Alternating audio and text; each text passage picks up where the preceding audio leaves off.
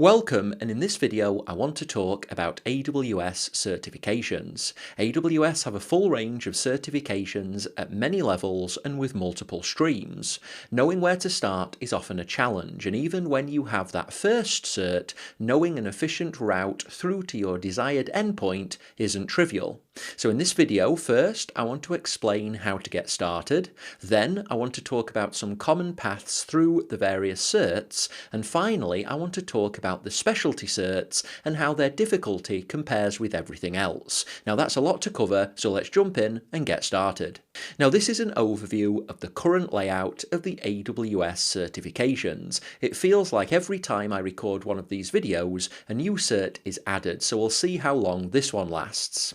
You can look at AWS certifications as having four main difficulty levels, starting with the easiest, the practitioner level, then moving through associate, then professional, and finally to specialty. AWS have an official recommendation that most people start with the Cloud Practitioner certification. Now this is marked as a foundational cert which requires 6 months of AWS industry knowledge. Now I disagree.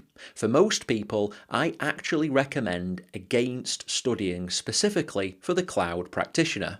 To explain why, let's start off with one of my core beliefs. When you're looking to pass a certification, there are two components. First is the study, the part where you gain the knowledge which that cert requires. And this, in my view, is the valuable part, the part which lets you actually do a job working with AWS. Second is the actual taking of the exam and getting the official result. So these two things are different and you need to treat them as such. Now I'm a completist and I'm not suggesting that you don't pass the Cloud Practitioner certification. I did, but for me it was my 8th or 9th AWS certification and I wanted it only so I could say that I had them all. What I'm suggesting is that you don't specifically study for the Cloud Practitioner. The reason is that with any good course, studying for the Associate Architect will give you all of the knowledge that you need to pass the Cloud Practitioner as well. And because there's a pretty big overlap, if you study for the Cloud Practitioner and then study for the Associate Architect, you're duplicating part of that study. Essentially, you're wasting time. Now, time is the only non-replaceable thing that we have, and so I'm pretty serious about being efficient with the usage of my time and my students. So my suggestion is that for almost everyone, even if you are new to cloud or new to AWS, that you start with the Solutions Architect Associate level of certification. Many of us who've been working with AWS for years and studying for certifications for just as long didn't have the option to start with the Cloud Practitioner certification. It wasn't available when I started studying, for example. So if you start with the Architect Associate, then it will teach you enough that you can either just take the Architect Associate exam or both that and the Cloud Practitioner. Now I can't talk for every Solutions Architect Associate course on the market, but mine is designed so that you can take it with no pre-existing knowledge. I want students to save the time by not studying twice and save the cost for two different courses. More than that though, the Solutions Architect Associate is a well-recognised certification, and because my courses teach the skills to work in that role, you increase your chances of a new job or a promotion by obtaining the Solutions Architect Associate versus the Cloud Practitioner. So whether you're new to cloud or AWS or you have some experience, in 99% of cases, the Solutions Architect Associate is always the right area for you to start with. Think of it as the efficient entry point into AWS. Now you might get other advice from friends or family or colleagues or even other instructors and even AWS. I'm not saying to ignore that advice, but I've worked in AWS for around a decade, maintained all of the AWS certifications and taught hundreds of thousands of students, and I can't recommend enough to start with the Solutions Architect Associate certification and initially ignore the practitioner. But what about after that? Well, that's a more interesting discussion. You can split AWS certifications into two main groupings. First, the role-based certifications, and these are designed around a certain job type, so they test a broader range of knowledge required to do a specific role, and this could be architectural, operational, or development in nature. Generally, these are the certifications which you tackle first. For 90% of people, these are the right ones to begin with. There are some exceptions which I'll cover soon, but most people will have a far easier time doing the role-based certifications first. Second, you have the specialty certifications, and these are much narrower in terms of the knowledge requirements, but also much deeper. They're designed to prove that you have the deep skill required to be a specialist, and examples include a senior networking engineer and even an AWS data scientist. The specialty certs in most cases should be left until last. If you already have strong skills in one of the areas that are covered, you can consider doing them sooner, but generally there is a lot to learn in each of the specialty certifications, and they're much easier to tackle if you have the general knowledge that you're going to pick up while studying for the role-based certifications. Now, I want to try and show you this concept visually because I think it will help you conceptually understand how the various certs fit together.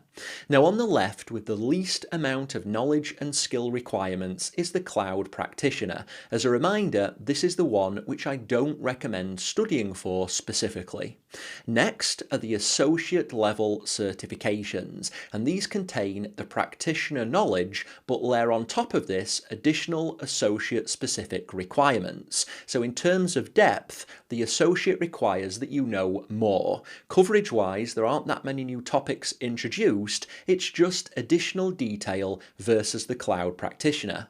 At a professional level, this follows a similar pattern with one key difference. You'll start with a similar foundation, the practitioner and then the associate, but on top of this, the professional level requires more depth and more breadth. You'll need to know more about the same products which you covered at the associate level, but then also you'll need to know about more products, and this includes their architecture, features, and how to integrate them for projects. Then we have the specialties, and it's here where many students don't conceptually understand where the specialty certifications fit.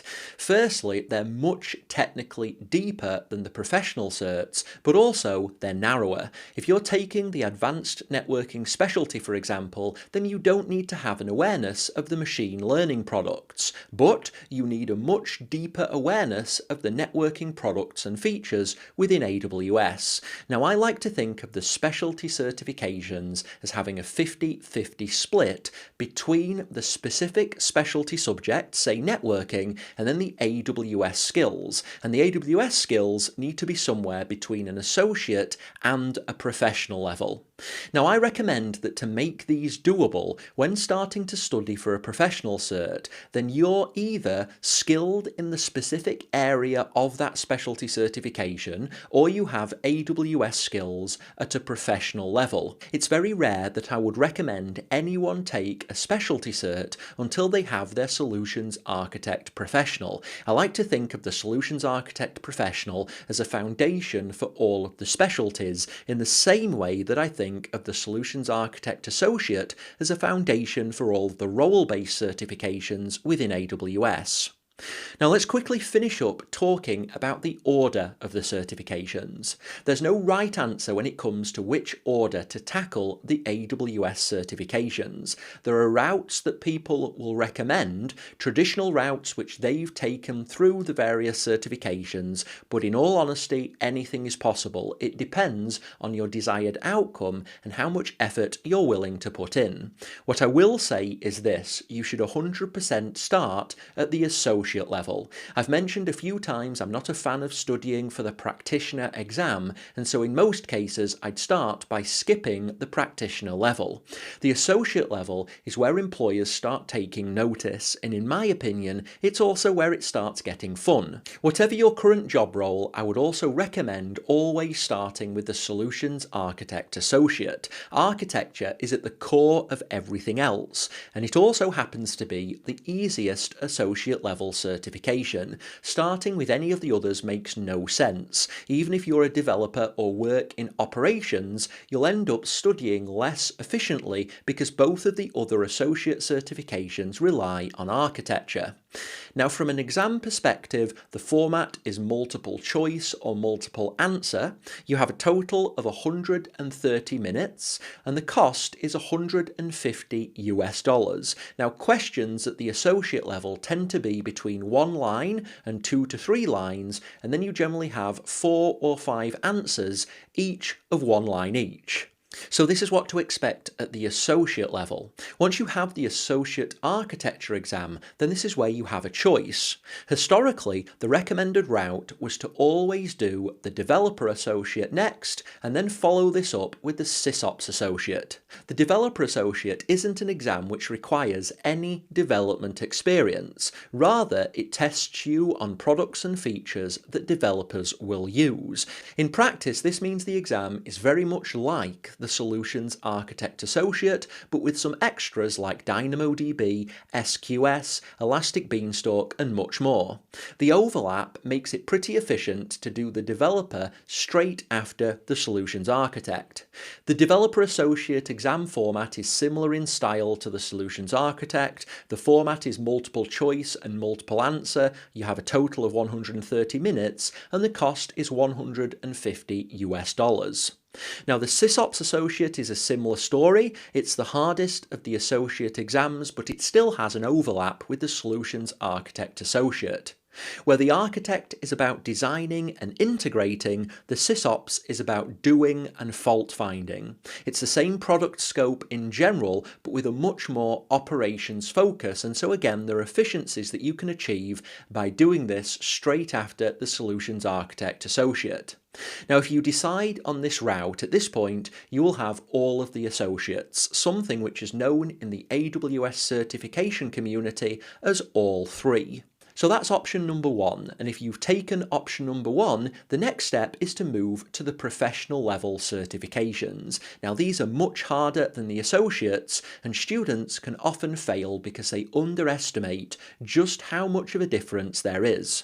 Traditionally, you always did all 3 associates before attempting any of the professionals, and one of the things I wanted to achieve with my new courses is to allow students to do stream-based study. That is, to start with the Solutions Architect Associate and then move onto the Solutions Architect Professional. You'll still experience the jump in difficulty, that will always be the case, but I wanted to allow the path which avoids the need to do the developer and sysops associate. You can still do those, but only if you want to. At a professional level, you need to prepare for the difficulty jump. The exams are longer, the questions tend to be 4 to 5 lines, there are 4 to 5 answers, and each of the answers ranges from 2 to 4 lines. This means that you need to read, understand, interpret, and select the right answer or answers, and do that consistently for 3 hours. It's 180 minutes, so only 50 more than the associate, but it will feel 10 times as long. It's a much more difficult exam. Now, the order to do the professional exams is also a point of contention with many AWS professionals and trainers. For me, it's an easy choice. Do the professional architect first, because architecture is at the core of everything. Even if you have skills and experience in the DevOps space, you'll still need a detailed understanding of AWS, and so do the Solutions Architect Professional first, and then you can finish up the professional tier with the DevOps Professional exam. Now, with both of these, there is overlap. When I was studying for them both, I allocated 3 months of study, studied the combined subject areas, and then sat the exams weeks apart. I wanted that efficiency. But at this point, if you followed the traditional route, you will have 5 certifications, 3 associate, 2 professional, and in the community this is known as all 5. Now I want to give you a moment to pause and just reiterate that the professional exams are really difficult. Don't think that the associates are a 3 out of 10 difficulty and the pros are a 5.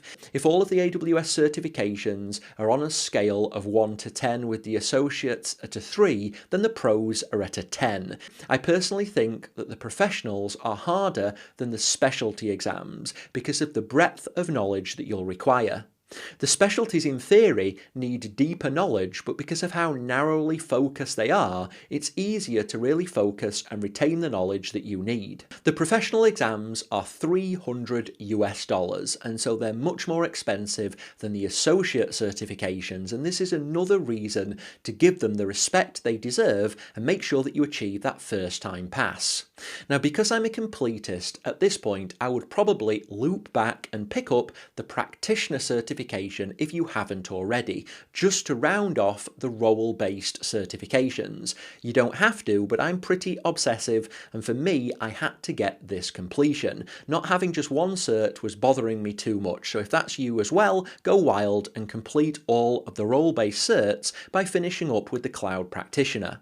Now at this point, my suggestions become very personal to your situation. The specialty exams can require significant effort, or they might be relatively easy if you already have advanced skills in that one specific area. They vary considerably in difficulty. The advanced networking is regarded as the hardest and security or Alexa as the easiest, but it all depends on your skill level. The order depends on your skills. If you're a networking engineer, you might start with the advanced networking certification, though you might already have taken this based on what I discussed earlier. So if you already have skills in this one particular area, then potentially you could do certain specialties before you take the professional architect certification. It depends on your skills, so tackle them in order of how difficult you find the topics. The specialty exams are slightly shorter than the professionals, 170 minutes rather than 180, but they cost the same. Question and answer structure is similar to the professional levels, so all involve a lot of reading and understanding, but the questions test your much deeper understanding of skills in that one specific niche topic. Now, attached to this video, I've linked to the details of all of the current AWS certifications, and I'll keep this updated as any changes or additions are made to the lineup. You can see details of each certification within each of the exam overview documents, and where appropriate, I've linked to some sample questions which will give you an idea on complexity. It's also worth mentioning that the exams do also have practice tests which you can pay for, which have more examples of questions. Now at this point, I hope this has been useful, but this is everything which I wanted to cover in this video. So go ahead and complete this video, and I hope to speak to you again in a future video.